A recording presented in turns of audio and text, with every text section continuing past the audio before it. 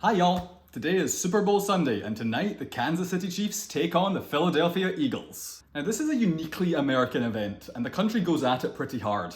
The day after the Super Bowl is consistently the day of the year when most Americans call in sick to work. Something like 20 million people are sick. But it's also a global sensation every year, ultimately because of the halftime show and all the commercials. If you're not from around these parts, like me, and you accidentally see some of the football game in between streaming the ads, here's a foreigner's guide to the Super Bowl in 3 parts.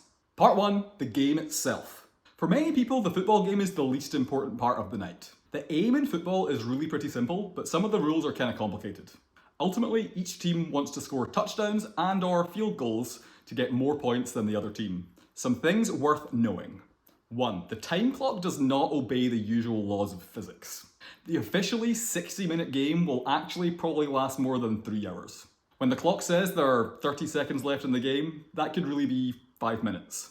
No, the NFL isn't breaking the space-time continuum, the clock just pauses most of the time when the ball goes out of play. 2. As in most sports, players will commit fouls by breaking the rules. But you're likely not going to understand what it is they did wrong, so probably just cheer or boo. If in doubt, it was probably holding. Google it. 3. Here are some things you can say to make it sound like you know what you're talking about. What? He called an audible? That line of scrimmage is whack. Their running back just fumbled the tight end's tackle. Part 2, the halftime show. This is a high-energy, huge-budget music performance that takes place during halftime that cleanses your palate of any sport you might have just inadvertently watched. There will be fireworks, aerial acrobatics, surprise guest stars. You really can't look away. Notable performers over the years include Prince, Beyonce, Madonna, Katy Perry, Shakira, J-Lo. This year it's Kendrick Lamar. The best halftime show of all time was 100% Lady Gaga. Come at me, bro. Super Bowl 51!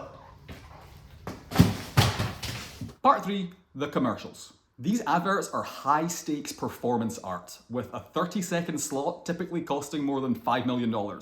They try to make you laugh or cry, but mostly buy the product they're featuring. Think surprise celebrities, cute animals, memorable hits, and huge expensive flops. When you need to pee, you should probably go during the game, not the ad break, so you don't miss a second of the capitalist machine pouring into your eyeballs. And that's it.